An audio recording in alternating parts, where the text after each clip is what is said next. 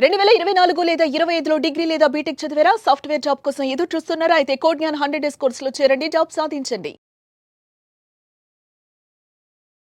Welcome to Suman TV. నేను మీ Suman TV. నాకు రైట్ టు ప్రైవసీ. ఒకవేళ భర్త కానీ భార్య కానీ అక్రమ సంబంధంలో ఉన్నప్పుడు ఏదైనా హోటల్లో దొరికితే రైట్ టు ప్రైవసీ యాక్ట్ అనేది ఏ మేరకు ఉపయోగపడుతుంది, అసలు అది ఏం చెప్తుంది? రీసెంట్గా ఢిల్లీ హైకోర్టు ఒక్కొక్క తీర్పుని ఇవ్వడం జరిగింది. అసలు ఏ విధంగా ఉంది అనేది ఈరోజు మనతో పాటు హైకోర్టు అడ్వకేట్ అలగరి రవీంద్రనాథ్ గారు ఉన్నారు. అది వారి మాట్లాడి తెలుసుకుందాం. నమస్కారం అలగరి రవీంద్రనాథ్ గారు. నమస్తే అండి నాగరాజ్ గారు. Right to privacy act and it comes to marital life అనే ఎక్స్ట్రా మ్యారిటల్ అఫైర్ పెట్టుకున్నటువంటి వాళ్ళు చాలామంది ఉంటారు. అవునండి. వాళ్ళు కనుక హోటల్లోకి విత్ ఎవిడెన్స్ కనుక దొరికితే ఈ రైట్ టు ప్రైవసీ యాక్ట్ అనేది ఏ మేరకు ఉపయోగపడుతుంది? అండ్ రీసెంట్గా ఒక న్యూస్ కూడా మనం చూడటం జరుగుతుంది, ఢిల్లీ హైకోర్టు ఇచ్చినటువంటి తీర్పు. సార్, అసలు అదేం చెప్తోంది? జనవరి 26th, 27th ఈ 2 డేస్లో ఒక సంఘటన సంబంధించి ఢిల్లీలో నివసిస్తున్నటువంటి ఒక ఆర్మీ మేనేజర్, ఆయన ఏం చేశారంటే తన భార్య, ఆమె కూడా ఆర్మీ మేనేజర్గా పనిచేస్తున్నట్టుగా తెలుస్తుంది. తన దగ్గర పనిచేస్తున్న జూనియర్ ఒక మేజర్ తోటి ఆమె ఢిల్లీలో ఏరో సిటీ అన్నటువంటి ఒక ప్రాంతంలో ప్రైవేట్గా వాళ్ళిద్దరూ కలిసి కాస్త వ్యక్తిగతంగా ఉన్నటువంటి విషయం అయితే తెలిసింది ఈ ఆర్మీ మేనేజర్ గారికి. దీనికి సంబంధించి ఆర్మీ మేనేజర్ గారి దగ్గరగా ఉన్నటువంటి ఆ హోటల్కి వెళ్ళి నా భార్య ఎవరితో వచ్చింది, ఎన్ని గంటలకు వచ్చింది, వివరాలు తెలియపరచమంటే ఆ హోటల్ మేనేజ్మెంట్ ఏం చేశారంటే రిజెక్ట్ చేశారు. ఇది వ్యక్తిగత స్వేచ్ఛ కిందకు వస్తుంది, మేము ఆ డీటెయిల్స్ అనేది ఇవ్వడానికి కుదరదు అని చెప్పి రిజెక్ట్ చేశారు. ఆయన దగ్గరలో ఉన్న పోలీస్ స్టేషన్కి వెళ్ళి ఇన్ఫార్మ్ చేశారు, మా భార్య ఇట్లా సో టైంకి వెళ్ళింది, వివరాలు మీరు సంపాదించమంటే పోలీస్ స్టేషన్ వల్ల కూడా ఇది మేము డైరెక్ట్గా ఇవ్వకూడదు, మీరు ఏదంటే కోర్టును ఆశ్రయించి కోర్టు నుంచి మీరు రిజల్ట్ తీసుకోవాలి తప్పించి మేమైతే వ్యక్తిగతంగా ఇచ్చే అవకాశం చెప్పి పోలీస్ స్టేషన్ వాళ్ళు కూడా రిజెక్ట్ చేశారు. ఆ ఏరో సిటీ ఏరియా సంబంధించిన పోలీసులు కూడా ఇమ్మీడియట్గా ఏం చేశారంటే ఒక అడ్వకేట్ని అప్రోచ్ అయ్యి అడ్వకేట్ ద్వారా ఒక పిటిషన్ ఫైల్ చేశారు. అది కూడా పటియాలా హౌస్, ఢిల్లీలో ఉన్నటువంటి పటియాలా హౌస్ కోర్టుకి అప్రోచ్ అయ్యి నా భార్య పలానా రోజునాడు అంటే జనవరి 26th, 27th పలానా వ్యక్తితోటి వెళ్ళడం తెలిసింది, నాకు ఆ విషయం తెలుసు. సో ఇమ్మీడియట్గా ఆమెకు అడల్టరీ కిందకి ఆమె జాయిన్ అయింది కాబట్టి నా భార్య నేను అడల్టరీగా ఉన్న విషయంలో నేను యాక్సెప్టెన్స్ ఇస్తానా చేయని తర్వాత విషయం. బట్ నా భార్య వ్యక్తిగత వివరాలు, ఎవరిని కలిసి వెళ్ళింది, ఎన్ని గంటలకు వెళ్ళింది, ఎప్పుడు వెళ్ళింది, ఎందుకు వెళ్ళింది, ఆమెను పిలిచి ఆ వివరాల ద్వారా ఆమెకు ఇంట్రాగేషన్ చేయమని చెప్పి ఆయన కోర్టుకి ఒక రిక్విజేషన్ పెట్టుకున్నారు. ఇమ్మీడియట్గా పటియాలా హౌస్ కోర్టులో వైభవ్ ప్రతాప్ అనేటువంటి జడ్జి గారు ఏం చేశారంటే ఈ కేసును ఇమ్మీడియట్గా తీసుకొని May 22nd దీనికి సంబంధించి ఆయనకు ఒక నుండి కీలకమైన వ్యాఖ్యలు చేశారు. ప్రత్యేకంగా ఏంటంటే ఆర్టికల్ 21 ప్రకారం ఆయన చెప్పింది ఏంటంటే వ్యక్తిగత గోప్యత, వ్యక్తిగతంగా జీవించే హక్కు ఎవరికి వారికి మాత్రమే ఉంటుంది తప్పించి ఒకరి యొక్క వ్యక్తిగత గోప్యత వివరాలు అనేవి దీనికోసం ఇలా రివీల్ చేయమని చెప్పి కోర్టులు ఆదేశించవు అని చెప్పి స్పష్టంగా చెప్పారు. అనేక సంవత్సరాలుగా మనకి కోర్టుల్లో ఈ వ్యక్తిగత వివరాలు, గోప్యత విషయం సంబంధించి ఒకరి యొక్క ప్రైవసీ మ్యాటర్స్ని సొంతంగా భార్యాభర్త అయినప్పుడు కూడా భార్యకి భర్త కావచ్చు, భర్తకి భార్య కావచ్చు, ఒకరి వ్యక్తిగత వివరాలు మరొకరికి తెలియపరచమని చెప్పి ఎక్కడా చట్టాలు నిర్దేశించవు అని చెప్పి. అవునండి, వ్యక్తిగత వివరాలు భద్రపరిచే ఇవన్నీ కూడా సీక్రెట్స్గా ఉంటాయి. సో భర్త ఎవరితోనైనా వెళ్తే ఆ యొక్క వివరాలు అడగమని చెప్పి భార్య కానీ, లేదా భార్య ఎవరెవరితో తిరుగుతుంది, ఎక్కడెక్కడ తిరుగుతుంది ఎంక్వైరీ చేయమని చెప్పి, ఎంక్వైరీ చేసే విషయాల మీద కమిషన్ వేయమని చెప్పి, లేదా పోలీసులను కూడా గైడెన్స్ ఇస్తూ కూడా ఎక్కడా కూడా మేము ఉత్తర్వులు జారీ చేయలేమని చెప్పి ఖరాఖండిగా Delhi high court Patiala house court వాళ్ళు దీని మీద వివరణాత్మకంగా ఒక వివరణ తెలియపరచడం కూడా జరిగింది. ఇక్కడ ఒక కాంట్రడిక్షన్ ఏంటంటే వ్యక్తిగతంగా జీవించే హక్కు ప్రతి ఒక్కరికి ఉంటుంది. కొన్ని సందర్భాల్లో భార్య ఏం చేస్తుందంటే భర్తకి తెలియపరచకుండా తన పుట్టింటికో ఎక్కడికో ఒక చోటికి చెప్పా పెట్టకుండా వెళ్ళిపోతే కేవలం ఆ కాంజుగల్ రైట్స్ యాక్షన్ ద్వారా, చట్టం ద్వారా మనం మరలా పుట్టింటికి తెప్పించుకుని ఏర్పాటు చేయగలం తప్పించి ఎందుకు వెళ్ళింది, అలా వెళ్ళకూడదు కదా అని చెప్పే హక్కు కోర్టులకు కూడా లేదన్నమాట. అదే విషయాన్ని ఇక్కడ వైభవ్ ప్రతాప్ జడ్జి గారు ఉటంకిస్తూ ఏం మాట్లాడారంటే ఆమె యొక్క వ్యక్తిగత వివరాలని, ముఖ్యంగా ఒక వ్యక్తి సమాజంలో జీవించే హక్కు ఉంటారు, అది స్త్రీ కావచ్చు, పురుషుడు కావచ్చు, ఇద్దరికి కూడా సమాన హక్కులు ఇచ్చేటప్పుడు ఒకరి వ్యక్తిగత వివరాలు తొంగి చూసే అధికారం మాత్రం ఎవరికీ లేదు. ఎట్టి పరిస్థితులు కూడా ఈ విషయం మీద కోర్టులు ఎటువంటి గైడెన్స్ గైడ్లైన్స్ ఇచ్చే పరిస్థితి ఉండదు.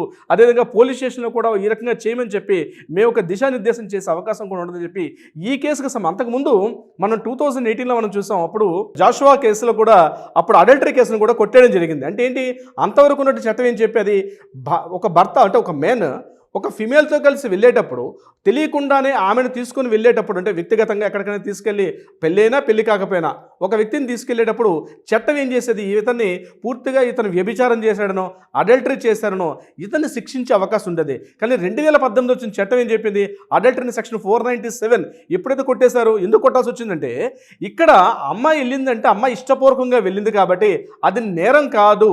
అమ్మాయి వెళ్ళడం నేరం కాదు. అంతకుముందు ఏముండేది, ఆ అమ్మాయిని పక్కన పెట్టారు, ఆ అబ్బాయిని మాత్రం శిక్షించడం జరిగేది. సో దానికి భయపడేవారు. కనీసం మానవ సంబంధాల మధ్య ఈ వివాహేతర సంబంధాల విషయంలో కొంత కంట్రోల్ ఉండేది. కానీ ఎప్పుడైతే 497 సెక్షన్ లిఫ్ట్ చేసేసారో, ఎందుకు లిఫ్ట్ చేయాల్సి వచ్చింది అంటే ఒక స్త్రీ వెళ్ళిందంటే ఆమె కూడా కాస్త ఇష్టపూర్వకంగా వెళ్ళి ఉండొచ్చు కాక, అది కాకుండా ఆమె కూడా స్వేచ్ఛగా జీవించే హక్కు ఉంది. ఇది కేవలం ఆమె ఒక్కరి వల్ల ఇతను ఒక్కరి వల్ల బలప్రయోగంగా జరిగే అవకాశం ఉండదు కాబట్టి ఇద్దరు ఇష్టపూర్వకంగా వెళ్ళారు కాబట్టి ఇతన్ని నిందించడం జరగదు. ఈ అబ్బాయిని ఇక్కడ మనం ఏదో పూర్తిగా చట్ట ప్రకారంగా వ్యతిరేకంగా శిక్షించడం తగదని చెప్పి సెక్షన్ 497 కొట్టివేయడం జరిగింది.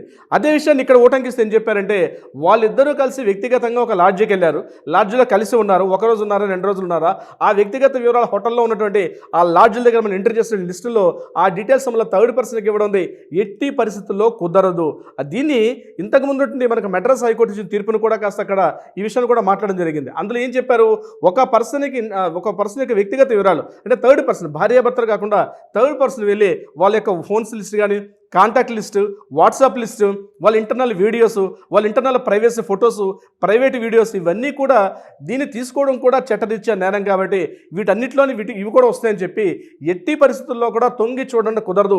మీరు సొంత భార్యాభర్తలు ఎంత మాత్రాన ముందుగా మీరు మనుషులు, ముందు మీకు వ్యక్తిగతంగా జీవించే హక్కు ఉంది, తర్వాత వ్యక్తిగత రక్షణ కూడా ఉంటుంది కాబట్టి భార్యాభర్తలు అయినంత మాత్రాన పూర్తిగా మీ వివరాలన్నీ భర్తకి చెప్పాలను, లేకపోతే భర్త యొక్క వివరాలు పూర్తిగా భార్య తెలుసుకొని ప్రయత్నించడం కరెక్ట్. ఎవరి హక్కులు వాళ్ళని కాపాడుకుంటూ కలిసి జీవించడం తప్పించి ఒకరి వ్యక్తిగత విషయాలకు కూడా లోపలికి వెళ్ళిపోయి అతని యొక్క వ్యక్తిగత విషయాలకు భంగం వాటిల్లుతూ రీసెంట్గా మనం బెంగళూరులో చూస్తాం. ఒక కేసు సంబంధించి ఇలాంటి విషయం జరిగింది. పూర్తిగా భార్య ఏం చేశారంటే ఆ భర్త ఎవరెవరితో మాట్లాడుతున్నారు, ఆ భర్త యొక్క ఫ్రెండ్స్ ఎవరు, ఆ ఫ్రెండ్స్తో మాట్లాడడం, ఇతని యొక్క ప్రైవసీకి భంగం. అంటే ఇతను ఇంట్లో ఉండేటప్పుడు కూడా అతను మొబైల్ తీసుకుని పెట్టుకోవడం, అతను ఇంట్లో ఉండేటప్పుడు కూడా ఎవరితో పూర్తిగా తన కంట్రోల్లో పెట్టి, ఈవెన్ తన ఆఫీస్కి వెళ్ళిపోయినప్పుడు కూడా భర్త ఆఫీస్కి వెళ్ళిపోయినప్పుడు కూడా అతను ఎవరెవరితో మాట్లాడుతున్నారో అతను ఆఫీస్కి వెళ్ళి వాళ్ళ ఫ్రెండ్స్ చేసి వాళ్ళ ఫ్రెండ్స్ యొక్క కాల్స్ లిస్ట్ చెక్ చేసుకుంటూ వాళ్ళతో మాట్లాడుతూ నిజంగా మా హస్బెండ్ ఆఫీస్కి వచ్చాడా లేదా, ఎన్ని గంటలకు వస్తున్నాడని చెప్పి ఇలా క్రాస్ ఎగ్జామినేషన్ చేసుకోవడం కూడా కరెక్ట్ కాదు అని చెప్పి మనకి బెంగళూరు హైకోర్టు కూడా కేసులు తీర్పడం జరిగింది. సో పెళ్లి చేసుకున్నంత మాత్రం మీరు భార్యాభర్తలే, ఓకే, ఒక భార్యగా ఒక భర్త వైపు నుంచి భార్యకి ఏ రకమైన హక్కులు ఉంటాయో అంతవరకే ఉండాలి తప్పించి ఒకరి వ్యక్తిగత వివరాల్లో ఒకరు పూర్తిగా తొంగి చూసి పూర్తిగా దాని పూర్తిగా అతను ఆక్యుపై చేసి అతని యొక్క ప్రైవసీని పూర్తిగా భంగం వాటిల్లిపోయి ఒకరినొకరు పూర్తిగా ఆ వ్యక్తిగత తెలుసుకున్న తర్వాత, ఇప్పుడు ఒక విషయం ఉంది నాగరాజు గారు, హోటల్కి వెళ్ళడంలో తప్పులేదు, బయట డైనింగ్ హాల్లో కూర్చోవడం దాన్ని ఎంజాయ్ చేస్తూ మనం తినాలి, అంతేగాని పొరపాటున కిచెన్ రూమ్లో చూస్తే మాత్రం చాలా ఆనందదాయకంగా ఉంటుంది. అవును, చాలా మంది చెప్తారు మీరు డైనింగ్ హాల్లో కూర్చుంటే భోజనం చేయండి తప్పలేదు, కానీ హోటల్ రూమ్లోకి వెళ్ళి కిచెన్ రూమ్లోకి వెళ్ళి తొంగి చూస్తానంటే హక్కు ఉందంటే నాకు హక్కు ఉంది కాబట్టి నేను కిచెన్ రూమ్లోకి పోతానంటే అక్కడ రాస్తాడు, ఇక్కడ రిస్ట్రిక్టెడ్ పర్మిషన్ రాస్తాడు, అక్కడ ఆ లోపలికి వెళ్ళే అవకాశం లేదు. అలాగే ఒక మనిషికి ఒక ప్రైవసీ ఉంటుంది.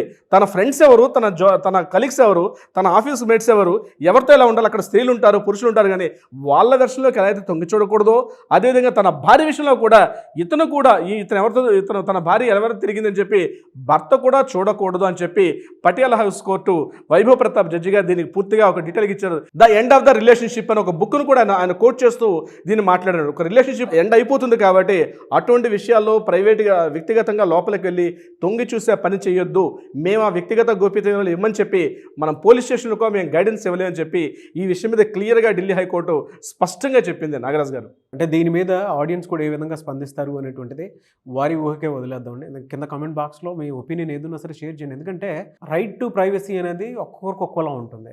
అవునండి, నా హస్బెండ్ నా హక్కు అని ఫీల్ అయ్యేటువంటి వాళ్ళు ఉంటారు, నా భార్య నా హక్కు అని ఫీల్ అయ్యేటువంటి వాళ్ళు కూడా కొంతమంది ఉంటారు. కొంతమంది సార్ అంటే జనరల్ కామన్ సెన్సే అది, ట్రూ కామన్ సెన్సే అది. సో దీన్ని ఏ మేరకు తీసుకుంటారనేది కింద కామెంట్ బాక్స్లో వాళ్ళు పెట్టే పోస్టులను బట్టి చూద్దాము. Anyway sir, thank you so much అలాగే రవీంద్రనాథ్ గారు. Thank you so much Nagaraj గారు. సుమన్ టీవీలో మీ పర్సనల్ అండ్ బిజినెస్ ప్రమోషన్స్ కోసం కింది నెంబర్కి కాంటాక్ట్ చేయండి.